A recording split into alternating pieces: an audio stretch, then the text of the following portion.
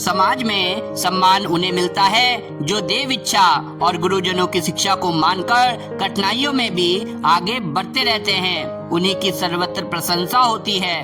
देव इच्छा से ही हमें यह मनुष्य शरीर प्राप्त हुआ है। जीवन पथ पर कठिनाइयों का निवारण करते हुए सदैव अपनी व समाज की उन्नति करते रहने को ही परमात्मा ने हमारा मुख्य कर्तव्य निर्धारित किया है।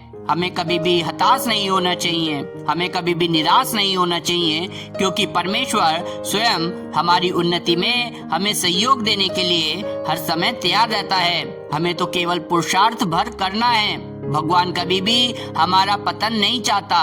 यह तो हम स्वयं ही दुष्प्रवृत्तियों के जाल में फंसकर अपनी अवनति का मार्ग बना लेते हैं। उसने हमारे जीवन को इतना प्राणवान, शक्तिवान बना दिया है कि उसके तेज के आगे सारा संसार नतमस्तक हो सकता है।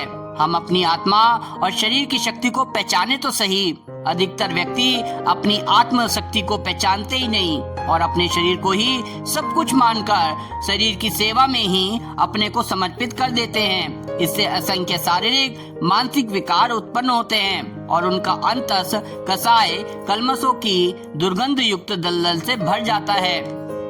वे भूल जाते हैं कि यह शरीर तो मात्र आत्मा का वाहन है। जो शरीर को आत्मा पर हावी होने देते हैं, उनकी आत्मा का प्रकाश बाहर नहीं फैल पाता और प्रगति में सहायक नहीं बनता, परंतु जिनकी आत्मा शरीर रूपी घोड़े की लगाम को कसे रहती है, वह उत्तरोत्तर आत्म विकास की सीढ़ियों पर चढ़ता हुआ उन्नति के शिखर पर जा पहुंचता है। ऐसे मनुष्य का प्राण बल दिनों दिन बढ़ता हुआ वृद्धावस्था में पूर्ण विकसित हो जाता है और मनुष्य अपने ज्ञान व अनुभव के विशाल भंडार से समाज को सुसंस्कृत बनाने में सहायक होता है। कठिनाइयों से संघर्ष करने की क्षमता का विकास करता है।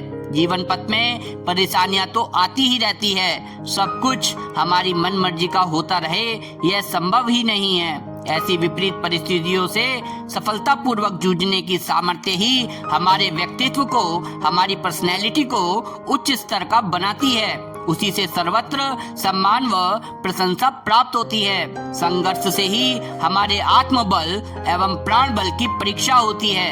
परमात्मा की इच्छा से ही ये परेशानियां हमारे मार्ग में उपस्थित होती है और हमें सुप्तावस्था से जगाकर आत्मोन्नति के लिए प्रेरित करती है। परम पिता परमेश्वर बहुत ही दयालु है। उसकी कृपा की अजत्र वर्षा उसके प्रिय पुत्रों पर होती रहती है।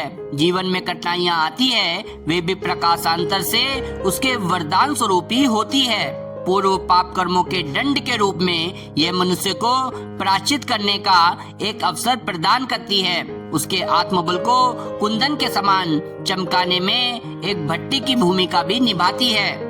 जो इन विकट परिस्थितियों में भी हताश नहीं होते, निराश नहीं होते और दूसरों को भी उचित प्रोत्साहन देते रहते हैं, वो निश्चित ही जीवन के उच्चतर शिखर पर जा पहुंचते हैं।